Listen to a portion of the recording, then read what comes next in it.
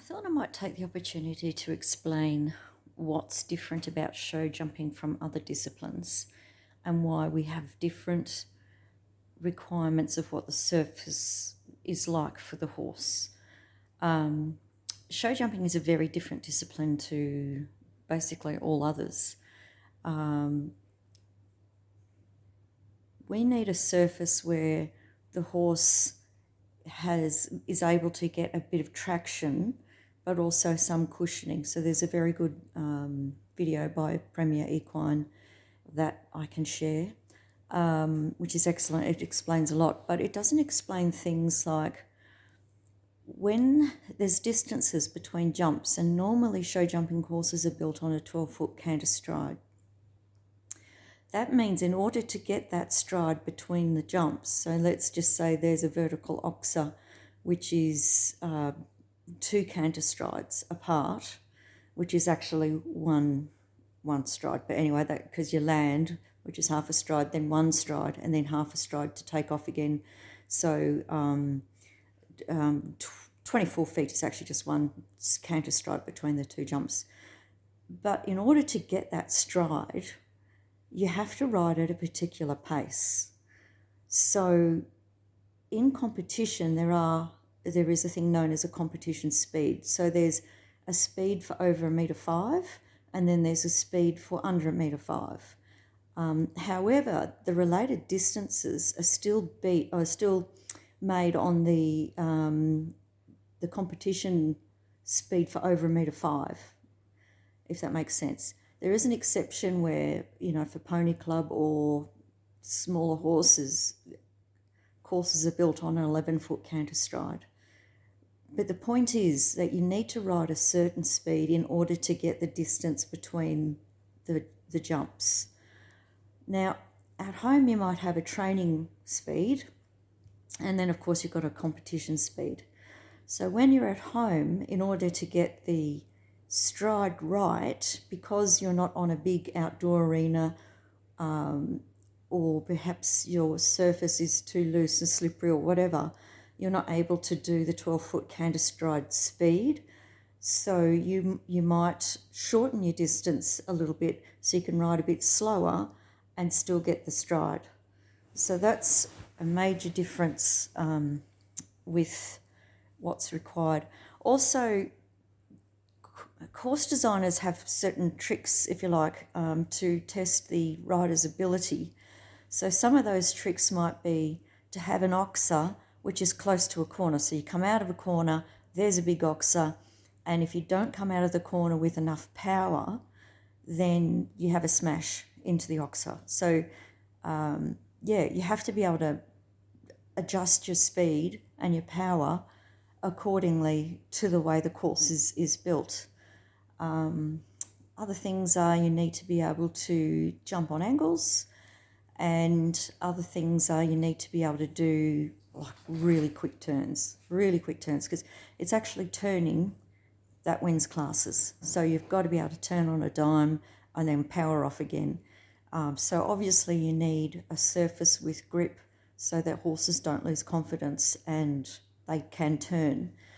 Now, as for surfaces, back in the day before we had fibre, a lot of the top level classes, World Cup, Olympics, whatever, were traditionally on grass, let's say, and that's because it was firm, but it had a bit of give. So they would water the grass, so it had a little bit of cushioning, but people had studs in their horses' shoes, and the way it's like football boots have got studs in. So the reason for that is so the horses have grip with doing all these manoeuvres I've just said. There's different canter strides, there's powering out of corners, all of that stuff. But the horses don't slip and lose confidence. Now, you can have very good sand arenas too, and I've seen Global Champions Tour on sand arenas, World Cup on sand arenas, but they're so firm you can actually hear the horse's feet slapping down on it. So it's not loose like the beach. That has a lot of problems with causing damage to the horse's legs, the collateral ligaments, name them all really, tendons, your inferior check ligaments, all of that. So if the surface is soft, and if the horse is not sitting on top of the surface, that can do a lot of damage right up the leg, right through the whole body. A lot of people don't realise that. So now with fibre, thank God for that, we've now got a beautiful surface that the horses can travel on top of. They don't go into the surface, and it's got cushioning and it's got grip. So I don't know many people that use studs in their horses' shoes when they jump on fibre. They might do in the over metre 5 classes, but the riders would make that determination when they walk the course. So the option is there. So what else is different about show jumping? The thing about why we need firm surface for horses is when a horse jumps, they slap their feet down on the ground in front of the jump in preparation for takeoff. So if there's any give in that process, a horse can get frightened. They can fail to pick up their front feet, which results in them somersaulting over the jump. If they get frightened, they may not refuse at that jump, but they might refuse at another jump or whatever. Once a horse gets frightened, potentially they could be frightened forever. I had a mare myself who was doing a metre 10 class ridden by someone else I won't name, and they told me they didn't use studs. And it's sort of like, who doesn't use studs that jumps on grass? Everybody uses studs because grass is slippery. So you have studs in your shoes. They didn't use studs, and as a result, my mare failed to pick up in front. First time, never happened before, and somersaulted over the jump. I've just sold her as a brood mare. So it is really important to know that, to fully understand that show jumping is a different discipline. We have different requirements. It must be firm. It can't be loose like the beach, like I said. They certainly can't be hitting the base because that would send shockwaves through their entire body. So starting with, hitting their toe on the base, there's a pedal bone in there. You could be looking at damage to the pedal bone, navicular syndrome, the shockwaves all the way up the leg. Your horse isn't going to have a very long life, useful jumping life if you don't look after their legs. Too firm, of course, is also an issue for the shockwave I was just talking about. But if your surface is so loose that the horse is just going through it to the base, that's not good. Very slippery. You can't do corners. You certainly can't practice winning moves. It's quite dangerous as well.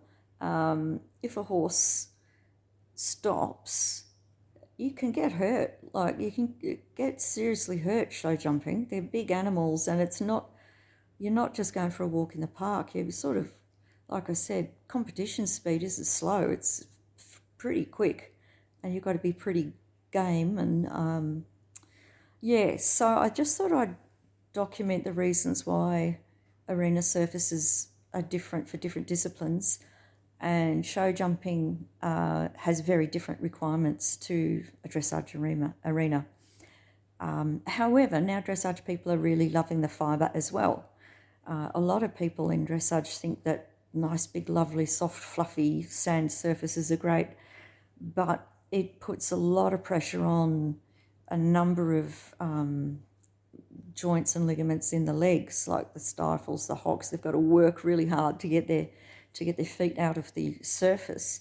But I think we're learning more now that really, fibre is the go. Where I live, or wax, or, there's a number of really good surfaces out there now.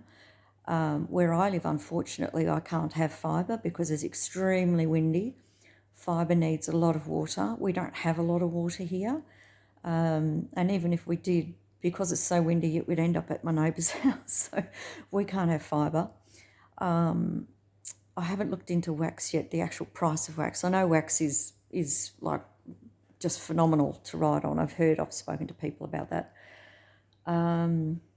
So I'm personally looking for an arena surface that's the best that we can get, that mimics what I've talked about. So it's the best you can get that is firm. It's firm enough not to, for the canter, like for the horse to hit the base. It's not loose enough that the horse skids into a jump or skids around the corner, because that's just so dangerous, and people get hurt. So it's just not on. So I hope that clears up why show jumping is a bit different.